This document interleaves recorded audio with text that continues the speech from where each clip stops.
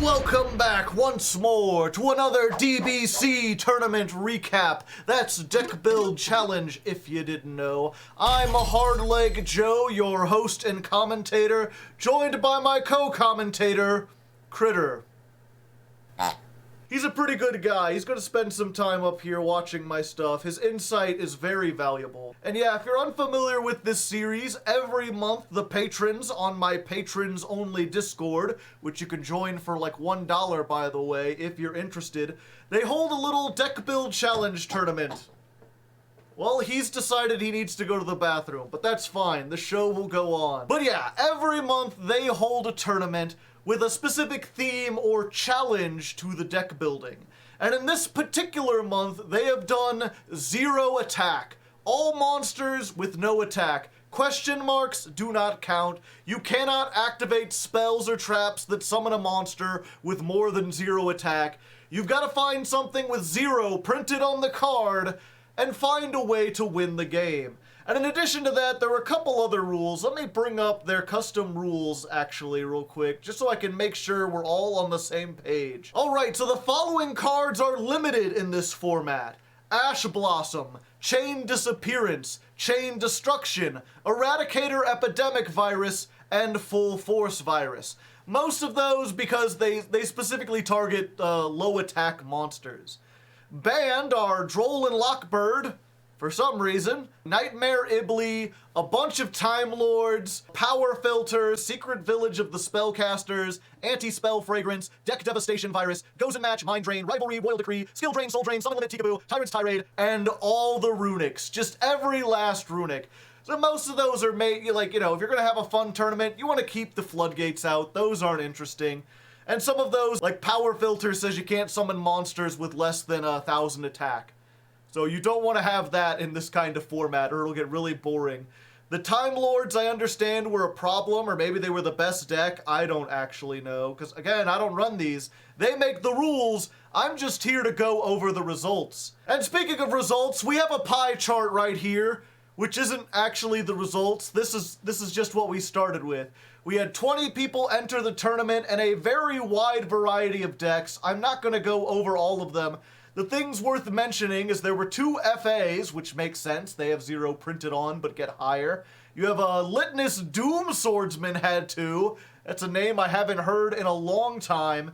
And 5 people playing Uriah, which makes sense. If you're going to do something with 0 attack, just have a bunch of traps in the back row, and then use them to summon Uriah, which will then have a big boosted attack. But yeah, like previous times, we aren't going to be going over every duel in here because that would take several hours. Instead, I've just got the semifinals and the finals for you. The top 4 of the bracket tournament, which should be the best of the best.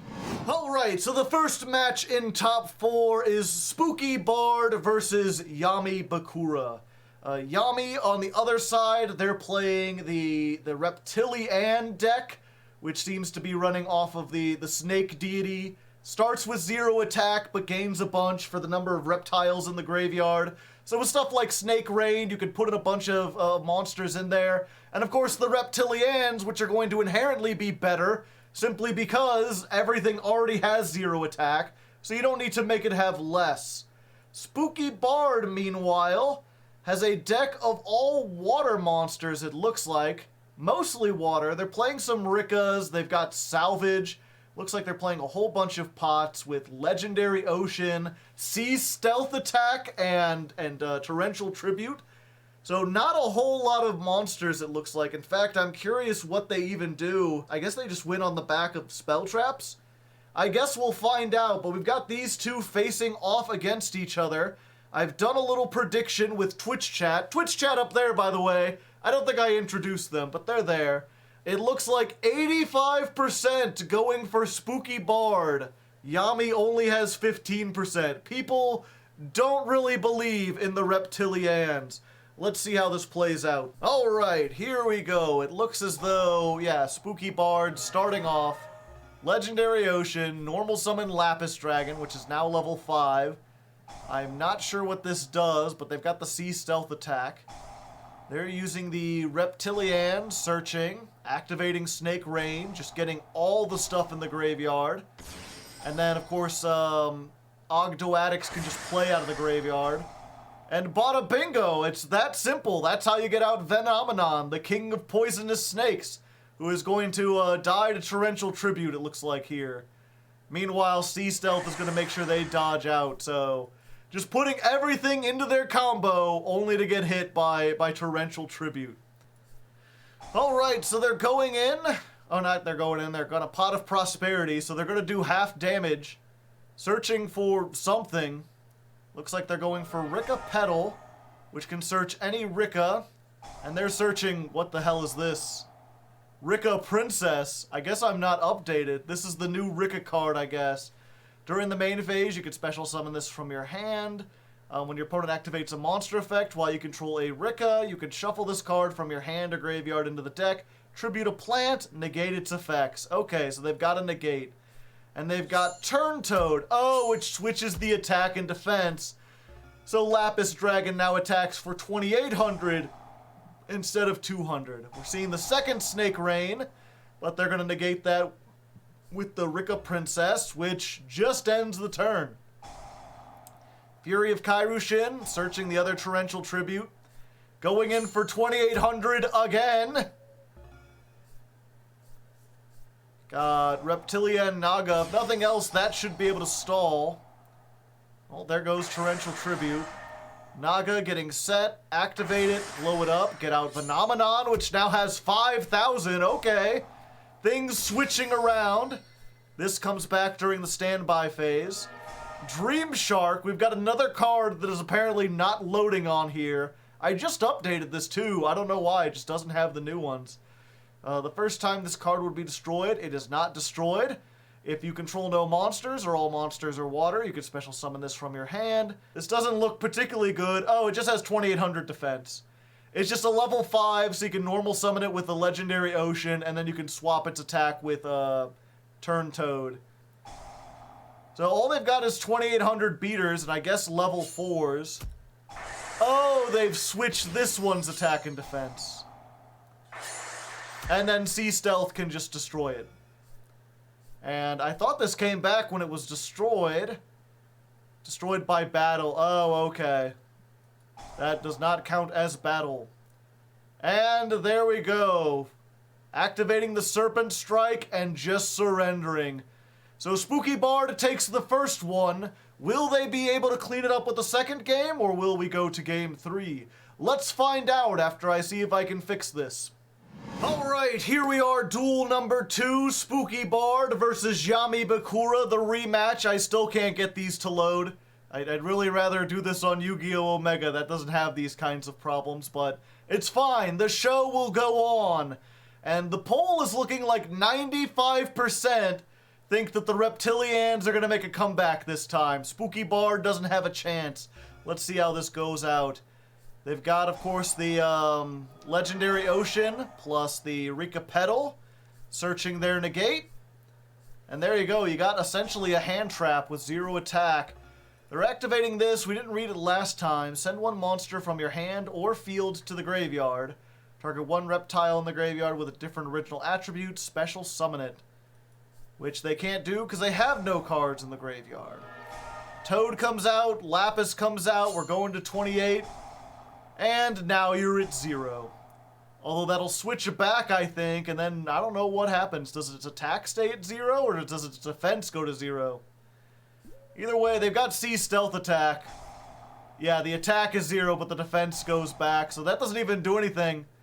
And even if it did, they can Sea Stealth and tag it out. Alright, so they're negating this, which would take control of a 0 attack monster. Going for Relinquished Anima, tagging out. Activating the field spell, pop a card, summon a Reptilian.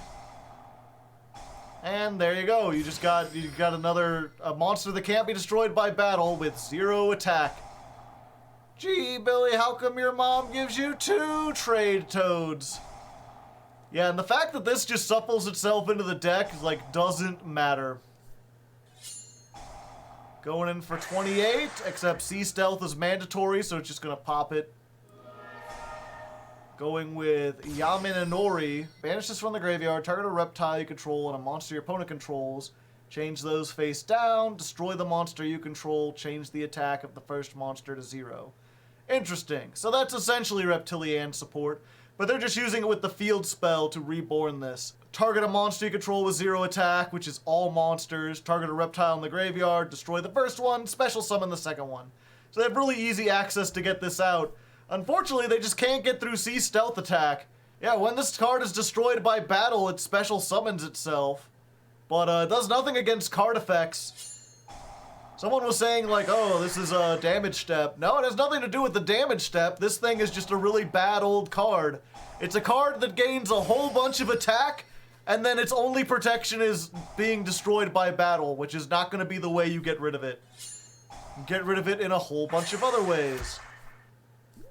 Yeah, and once you get the C Stealth, I just can't imagine what you do to get over this. Although they do have Venamanaga, which is just unaffected by all things. Bringing that out, they're going to hit it with the Compulse. That comes out, they're going to negate it with the Rika in hand. And there we go. I think they're trying to do this, but they need Rise of the Snake Deity specifically, and I don't think they have any way to search it. So they're just at the mercy of hoping that they can do it. They're taking 28 every turn. Or make that 3,000, I guess. Plus, they've got to negate every turn. This engine is just brutal. Going for 0, summoning back, 5,000. You contribute that off so they can't attack it, and this is higher than level 5. Oh, there's Rise of the Snake Deity! We've got Venamanaga, the deity of poisonous snakes! Cannot be normal summoned or said. Must be special summoned with Rise of the Snake Deity. Cannot be summoned other ways. Gains 500 for each reptile in the graveyard. Neither player can target this with card effects. Also, it is unaffected by other cards and their effects. And this card is destroyed by battle. Banish another reptile. Special summon it. This is the first and original boss monster. Absolutely unstoppable. I am not sure how you get rid of this thing. They got Harpy's Feather Duster, so they're getting rid of some stuff. And Spooky Bard just surrendered. He says, I cannot beat this. There's nothing I can do. And there you go. Alright, here we are. The third and final duel of the first round of the semifinals. Once again, Spooky Bard versus Yami Bakura.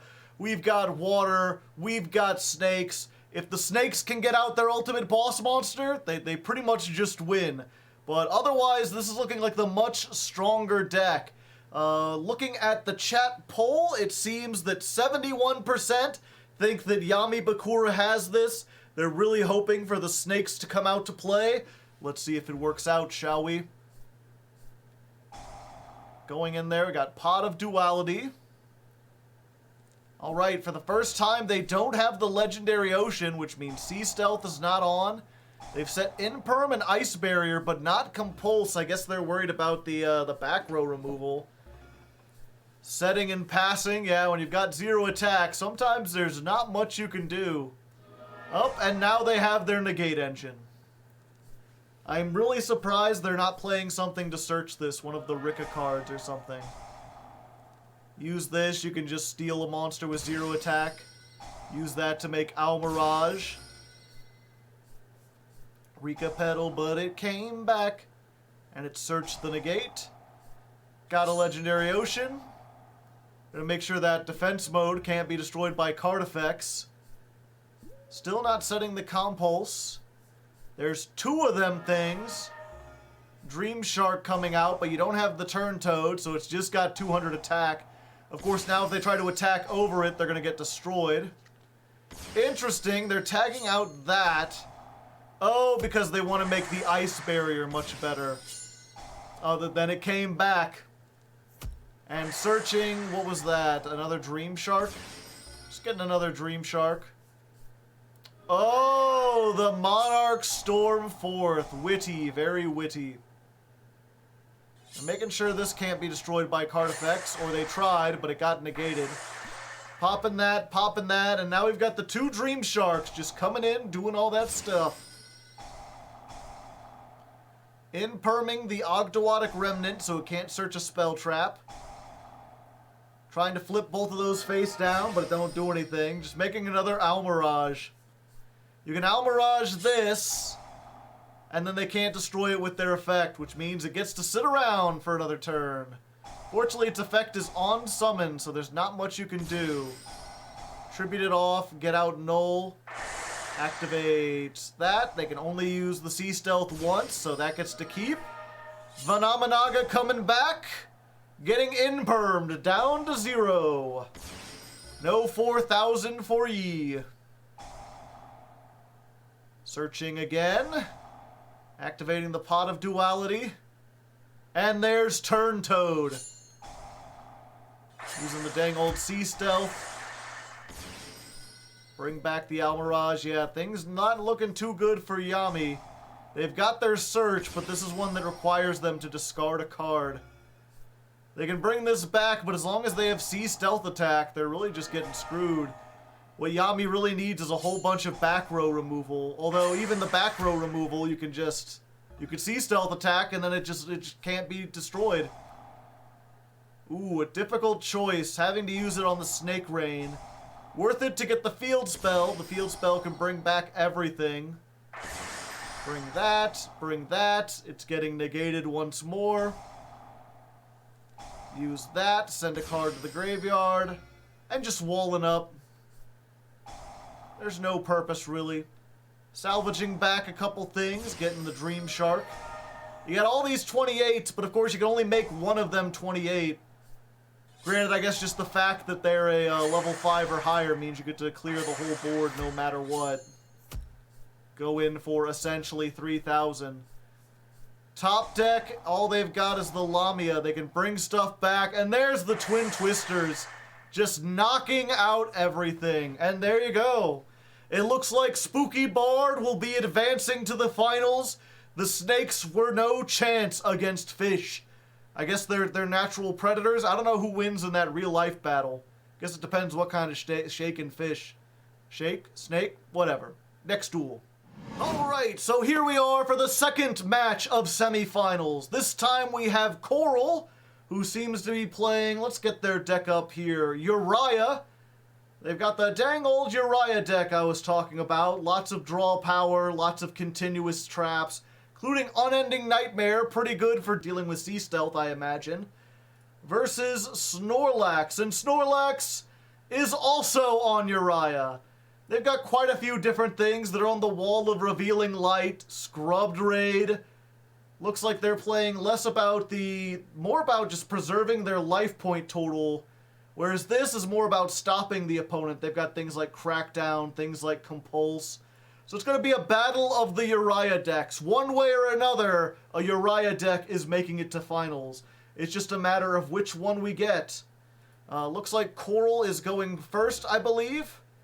The first turn player is on this side. Yes, they're opening with the opening of the Spirit Gates. This whole archetype, just 0 attack. And there's the Effect Veiler coming down.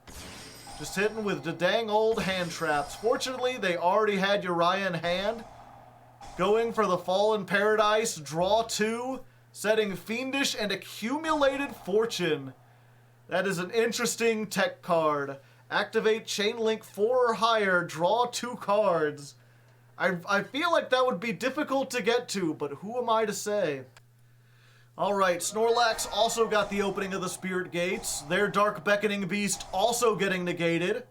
Oh, and then there's Salamandrate Almirage, Fiendish Chain, Accumulated Fortune. It's that easy. It's that easy. And here comes the Wall of Revealing Light, which I guess makes sense, because Uriah can target a set spell trap card, destroy it, and neither player can activate spell traps in response to this. So you kind of have to set everything, because everything you don't activate, this can just destroy instantly. Hyper Blaze, Scrubbed Raid, and now there's only one target, really. Unfortunate, you can't activate. Could you have activated? No, it can't be targeted because of Fallen Paradise. I see, I see. Yeah, just flipping everything face up so they don't take all the damage. Overlaying for Ravenous Tarantula. Whoa, whoa, whoa. All monsters gain attack and defense equal to the difference between your life points and your opponent's. Detach, destroy all face-up monsters with attack less than or equal to this card's. Ah, I see. Which in this case is always going to be 0. And I guess that makes sense when you don't have any continuous traps in the graveyard. Uriah's only going to be at 1,000. Might as well overlay it. Maybe there's some way to bring it back if it was properly summoned. I don't know. Okay, Snorlax not having much of anything. They've got the Ash. Pot of Extravagance, which is excellent Ash bait, although they're still far behind. And there goes the Unending Nightmare. I don't know why they didn't take out the Scrubbed Raid too. I guess they figure they're going to be losing everything anyway. But this is just absolutely brutal. Just able to clean up everything. Oh, that's why. Because the difference between their life points keeps going down. Fiendish their own thing so they can normal summon Uriah, pop the back row, go in for 5,000, and there we go. Coral with the win. Alright, here we are, duel number 2 of the Snorlax Coral face-off. And it looks like, about 52% think that Coral's going to make the sweep. You got 48% on Snorlax thinking this is going to go to a game 3. Let's go ahead and find out. It looks like this time Snorlax is going first. We're gonna go ahead. They've got the Dark Beckoning Beast. No negates this time, which means they go into Dark Summoning, which means they get the Uriah out of the deck, which doesn't do a whole lot. Activate Hyper Blaze. Of course, they don't have... Coral has nothing. They're just gonna set a bunch. Get one of them blown up. There's the Reckless Greed. Unending Nightmare is going to take out the Hyper Blaze, which just gives us 1,000 attack. I don't know why you wouldn't wait a little bit on that one. Setting more cards, a very dangerous aspect. Ooh, Compulse met with the Solemn, only to get hit by another Compulse, and now we're not looking so good. We've got 2 traps and 3 Uriahs all in hand. 3 of them things, 3 of them things. Look, Ma, all Uriahs. Meanwhile, they've got 2. Ooh, they're going to get hit by Harpies. But they're going to Jar of Greed, they're going to Hyper Blaze, they're going to accumulate it, so not going to be quite as devastating. Just going to be able to set 4 again next turn. Setting another one, they've got 2. Both players just biding time, trying to get that. Ooh, and there goes the Hyper Blaze, which if you don't know, lets you use face-down traps you control. So they're just sending away 2 Fiendish Chain and a Jar of Greed to get this out. They've got 1, 2, 3, 4... Yeah, 4,000, I believe this is going to be. And it's Fiendish, but there goes the Unending Nightmare. Truly, the nightmare was never ending. And once you get a Uriah on board, you're just going to run into some trouble. Whoa! What was that? Excuse me? I didn't know this had other effects. When an attack is declared, you can send 1 trap from your hand or deck to the graveyard. Its attack and defense become equal to the number of face-up traps. Oh, any traps on the field or in the graveyard. So this went from only continuous traps to all traps. Just going up to 19,000 attack and hitting them with the One Punch Man punch. Just holy shit. And yeah, unfortunately, Snorlax just didn't have a chance. Too many bricks. What can I say? So it looks like Coral will be ascending into the finals versus Spooky Bard with their fishy deck. Who will win? Who will win? Alright, here we are in finals. Last 2 decks. Which one will be strong enough? The power of the Sacred Beast rivaling the Egyptian gods themselves? Or a Toad with Fog King? I don't think we saw Fog King before. The attack of this card becomes the combined attack of the tributed monsters. Neither player can tribute cards. Oh no. This was in the main deck? Did I accidentally pick the wrong duel? No, I did not.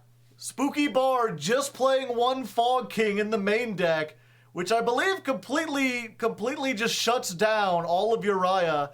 They can't tribute cards, which means they can't tribute these to get their effects. They can't tribute the face-up spell cards.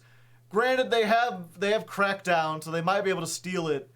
We'll see. Let's look at the prediction. It looks like Spooky Bard's got 53%. People a little bit more cautious about this one, but people voting on that fish. Let's see how it goes. Coral, I'm imagining, Well, they get to go first at least, so the Fog King can't stop that.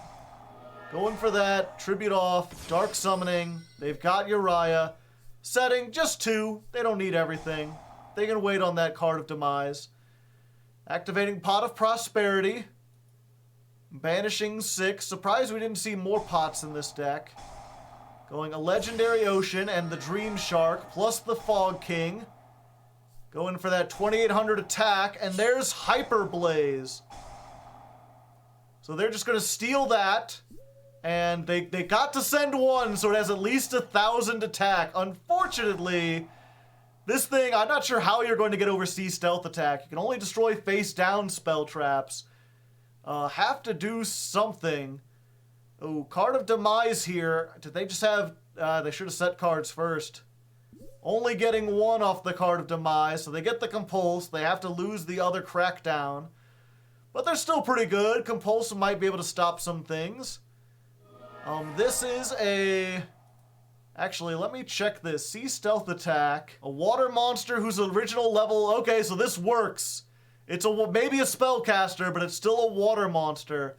So I'm not sure how you have to deal with that. They had to use the Compulse on the Rika to make sure they don't get the negate.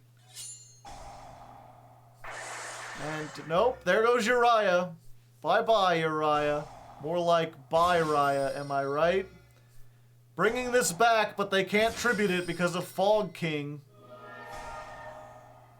Going for Rika Petal. Now they've got the negate. Turn Toad cranks it up to 11.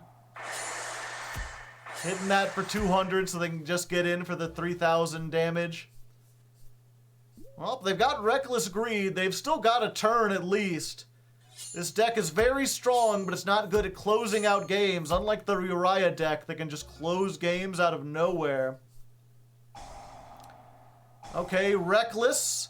Hitting with the Hyper Blaze. Getting that back. Send all 3. Summon Uriah. Pop the face down. Going in, they can banish the Sea Stealth. And there we go. Now you're in for a little bit of trouble. The unfortunate thing is that Unending Nightmare is only once per chain. And they have so many high-level water monsters. So they can flip this. They can try to pop the Sea Stealth, but they can just protect it. And you can't activate it again on the same chain, so Sea Stealth, just Uriah's nothing. 6,000 attack? Don't mean anything when you can just get popped off the field. A sad state of affairs, to be certain. Alright, duel number 2, Coral versus Spooky. Looks like Coral's going first again. And looking at what Twitch chat thinks, Coral is 49% to Spooky's 51%. So it's still pretty close. Lots of points going either way. Spooky favored ever so slightly, but I guess we'll see. Gonna start. I mean, they have the Pot of Extravagance, so they get to draw 2. That's pretty nice. Getting another Hyper Blaze. Do they have a way? Yeah, I think this gets them to Uriah, so they can start with the first turn Uriah. Not sure if they necessarily want to. Discard that, bring it back. Can they get the... Oh, 2... Gee, Billy, how come you get 2 Uriahs? Ooh, Fallen Paradise. Those monsters cannot be destroyed by card effects. Now you're in trouble, Spooky Bard. If they can get the Fallen Paradise, I'm not sure what you do now. Especially looking at your hand. Well, you've got a whole bunch of ways to search, but you don't want to see 2 Salvage and Trade Toad in the opening. Not when you need a 2-card combo. Well, there's Twin Twistered, so never mind. Fallen Paradise means nothing. They got Dream Shark just in defense mode. Gonna draw. Gonna steal the Dream Shark. Activate this. 4,000. Activate again. 5,000. Well, when Uriah wins, oh boy, does it win. Who even needs Fallen Paradise? Just activate 2 Hyper Blazes and attack for 9,000. Holy fuck. That must be disconcerting. If you're Spooky Bard, you gotta be quaking in your boots. Now you know that you have to get everything together. Otherwise, you're gonna be dead in like 1 turn. Alright, here we are, the final match, the final duel. Who will take all the marbles? Joining me for color commentary, we've got Critter back. Critter decided to come back. They want to see the final duel. They think it'll be exciting, don't you, boy? Looks like chat is 90% on Spooky Bard. Probably because he's going first and he opened with Pot of Prosperity and... Actually, this isn't a great hand, and they've got a pretty good hand over there from Coral, so let's see. Really depends what they can get off of this Prosperity, but they don't have the full combo. Granted, if you could just get the Rika, you could at least put on, like, one negation, and yeah, that's what they're thinking. Going for Rika, getting that. So they've got one negation, and they're going to set Forge, not even bothering with the Pot of Extravagance. There comes the Dream Shark. You could special summon. Turn Toad. Ooh, and there you go. You're going to Fiendish Chain into Reckless Greed, into Accumulated Fortune. Just drawing a whole bunch of cards. Discount Card Warehouse. No draws for the next few turns. And they're allowing that to go through. Oh, but they didn't get into any of the Beckoning Beasts, unfortunately. And if you draw Lapis Dragon, you get to search it. Whoa, what was this? So yeah, first of all, if this card is added from the deck to the hand, you can just special summon it. So as soon as you draw it, overlay 2 level 5s, because they don't have the Legendary Ocean on there, to make Doom Chimera, has 0 printed attack, gains 1,000 for every material. At the end of the battle phase, if this battled, you could target a monster in the graveyard and attach it, target a card in your opponent's graveyard, place it on top of your deck. Oh, so they can just stack things up.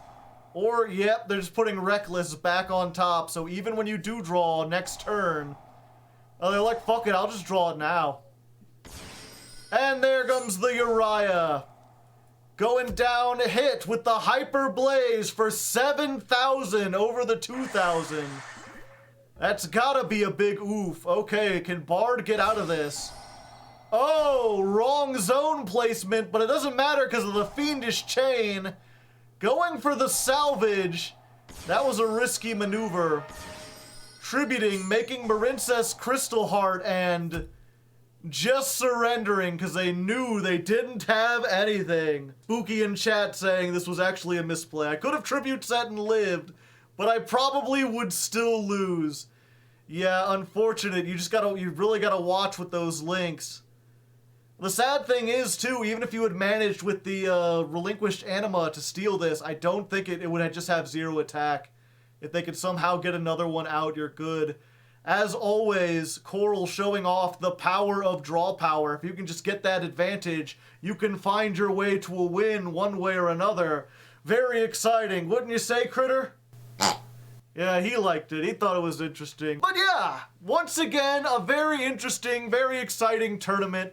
Hopefully you enjoyed. I want to take a moment to thank all the tournament organizers who made this possible. Cat Monarch, Get Goot, Smorgy, and D. Cooley Pascal. The 4 of them, just out of the own kindness of their heart, decided that they wanted to make the tournaments, have fun with them. And I appreciate them doing it. You know, makes the Discord a little more exciting. And once again, you know, if you're interested in joining in on these tournaments, anyone who's on my Discord can. And in order to join the Discord, you just gotta donate $1 to the Hardleg Patreon, which is linked down in the description. It's in the description of everything. You know, helps out the channel. You got $12, you got a whole year's subscription. It's the cheapest subscription under the sun. And you get a monthly tournament, monthly hangouts. You get a nice little community to chill with. So consider checking that out. Oh, and I guess I should mention there are cash prizes for these tournaments. It's not much, it's like $20, but I mean, $20 is $20. You could just play Yu-Gi-Oh! For fun, or you could potentially get $20. But yeah, that's it for now. Thank you for watching, and until next time, good luck and have fun.